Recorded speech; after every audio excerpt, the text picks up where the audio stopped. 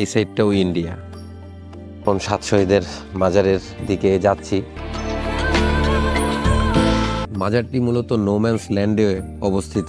তো শ্রী শ্রী কামাখ্যা মন্দির, মন্দিরটি বাংলা সন দেওয়া আছে এখানে।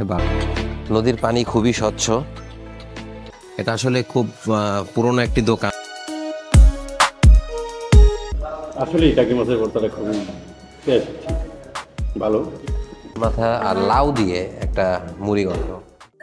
শুভ সকাল, এখন বাজে 10টা, আর আমি রয়েছি এই মুহূর্তে সাত শহীদের মাজারে। এটি নেত্রকোনা জেলার কলমাকান্দা উপজেলার লেঙ্গুরাতে অবস্থিত। আমি এখন মূলত যে রাস্তাটায় দাঁড়িয়ে আছি, এই রাস্তাটার এই সাইডে যদি আমরা দেখি, এই সাইডটা টোটালটা ইন্ডিয়া, এবং যদি এই সাইডে দেখি, এই সাইডটাও ইন্ডিয়া। এখানে কর্তব্যরত বিজিবিদের সাথে কথা বললাম। তো এখন বর্ডারের অবস্থা খুব খারাপ। বর্ডারের আশেপাশে ঘোরাফেরা করাটাও এখন বেশ রিস্কি। তো আমরা এখন সাত শহীদের মাজারের দিকে যাচ্ছি। সাত শহীদের মাজারটি মূলত পাহাড়ের পাদদেশে ভারত ও বাংলাদেশের সীমান্তবর্তী অঞ্চলের নোম্যান ল্যান্ড জোনে অবস্থিত। 1971 সালের 26শে জুলাই বাংলাদেশ স্বাধীনতা যুদ্ধের কলমাকান্দা উপজেলার নজিরপুর ইউনিয়ন ভূমি অফিস সংলগ্ন 3 রাস্তার মিলনস্থলে পাক বাহিনীর সাথে বন্দুকযুদ্ধে 7 জন বীর মুক্তিযোদ্ধা শহীদ হয়েছিলেন। পরবর্তীতে বীর মুক্তিযোদ্ধাদের মরদেহ লেঙ্গুরা ইউনিয়নের ফুলবাড়ি নামক স্থানে সমাহিত করা হয়, যা সাত শহীদের মাজার নামে পরিচিত। আর এটি হচ্ছে সেই সাত শহীদের মাজার। এই মাজারটি যেখানে রয়েছে তার পেছন সাইডেই সীমানা শেষ, বাংলাদেশের সীমানাই পর্যন্ত। তার মানে এই মাজারটির একেবারে পিছন সাইডটাই ইন্ডিয়া আন্ডারে রয়েছে, এবং ওটাই ইন্ডিয়া মূলত। আর এই সাইডটাতে যদি দেখেন, ওই সাইডটা সম্পূর্ণ ইন্ডিয়া, এবং এই সাইডেও ইন্ডিয়া। আর মাজারটি মূলত নোম্যান্স ল্যান্ডে অবস্থিত। এই জায়গাটায় মাজারটি থাকার কারণে বাংলাদেশিরা প্রবেশ করতে পারছে, না হলে বিজিবিরা আসতে দিত না এই জায়গাটায়। আর এখানে আমরা দেখতে পাচ্ছি সামনে 1, 2, 3, 4, 5, এই জায়গাটায় 5টি কবর রয়েছে। এবং এই সাইডে যদি দেখি, এই সাইডে আরও একটি, এই সাইডে সম্ভবত 2টি কবর। এই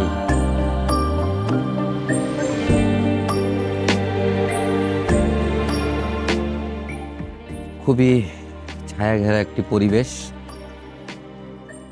চারিদিকটাই প্রচুর পরিমাণ গাছপালা রয়েছে। মাজারটি পরিদর্শন শেষে এখন আমরা চলে যাচ্ছি, এবং এখন আমরা রওনা দিব পাঁচগাঁওয়ের উদ্দেশ্যে।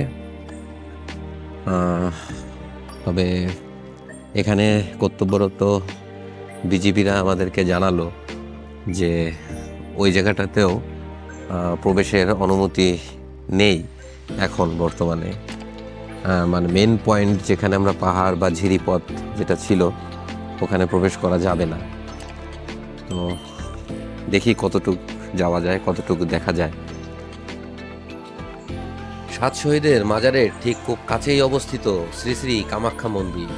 সাত শহীদের মাজার দেখে ফেরার পথে যাওয়ার সময় দেখেছিলাম মন্দিরটি। এখানে একটি টিলার উপরে আমি একটি মন্দির দেখতে পাচ্ছি। মন্দিরটি শ্রী শ্রী হরি মন্দির। 2টি মন্দির আছে ভিতরে, শ্রী শ্রী হরি মন্দির এবং শ্রী শ্রী কামাখ্যা মন্দির। তো মন্দিরটা একটু পরিদর্শন করব এখন।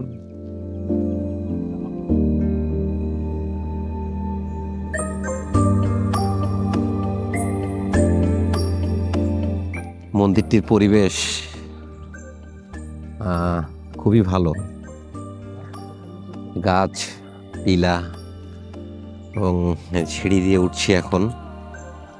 মন্দিরটি বাংলা সন দেওয়া আছে এখানে, 1291 সালে মন্দিরটি স্থাপন করা হয়েছিল। এটি হচ্ছে শ্রী শ্রী কামাখ্যা মন্দির।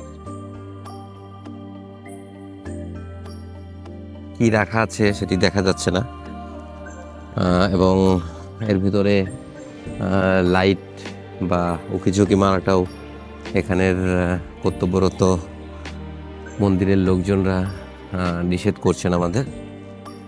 আর এই সাইডটাতে যদি দেখি, এটা হচ্ছে শ্রী শ্রী হরি মন্দির।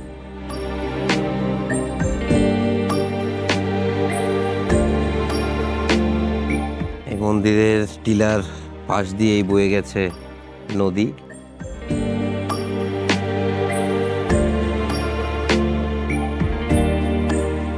তবে মন্দিরটিতে কোনো লোকজন নেই, কোনো পুরোহিত নেই, এটা বন্ধই বলা যায়।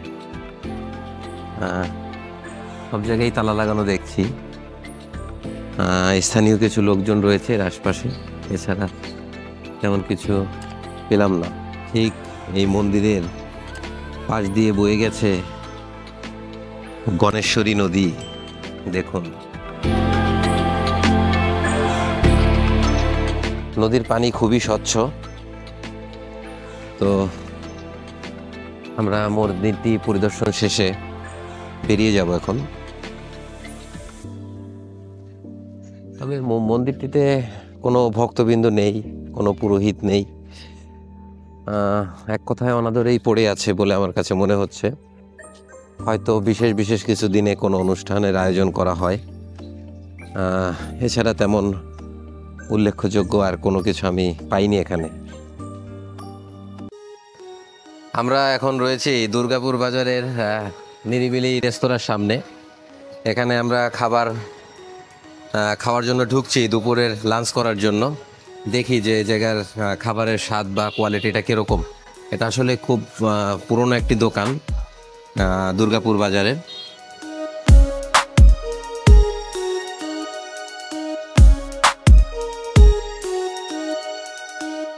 আসলে রিচ ফুড কিছুই নিচ্ছি না, জাস্ট সাদা ভাত নিলাম বাসায় যে খেতে হবে। আর টাকি মাছের ভর্তা, সিম ভর্তা, আর এদিকে রয়েছে বাইন মাছের একটা কারি, ছোট বাইন, আর মাছের মাথা আর লাউ দিয়ে একটা মুড়িঘণ্ট। তো দেখি খাবারের স্বাদগুলো কিরকম এই জায়গায়। তুমি ভর্তাটা দিয়ে টেস্ট করতেছে।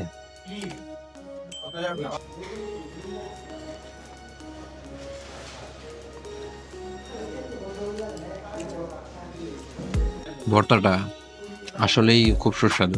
আসলেই টাকি মাছের ভর্তাটা খুবই টেস্ট ভালো। টাকি মাছের ভর্তাটা অল্প একটু রেখে দিলাম। সিম ভর্তাটা দিয়ে একটু টেস্ট করতেছে। আমার কাছে মনে হচ্ছে যে সিম ভর্তাটা হয়তো ওরকম স্বাদ লাগবে না।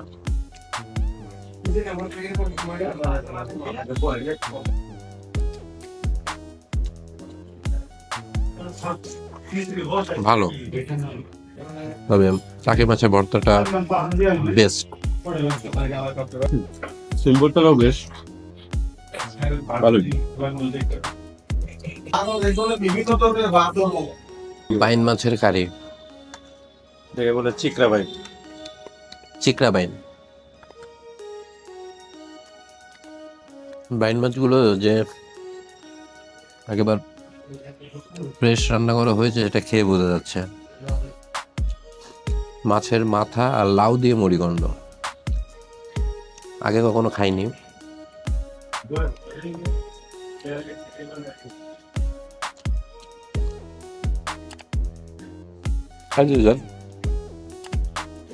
খারাপও না, খুব একটা ভালোও না, নর্মাল কারি বলা যেতে পারে। এটা আমার কাছে খুব একটা ভালো লাগেনি। শেষ পাতে একটু ডাল না হলে আসলে আমার জমে না।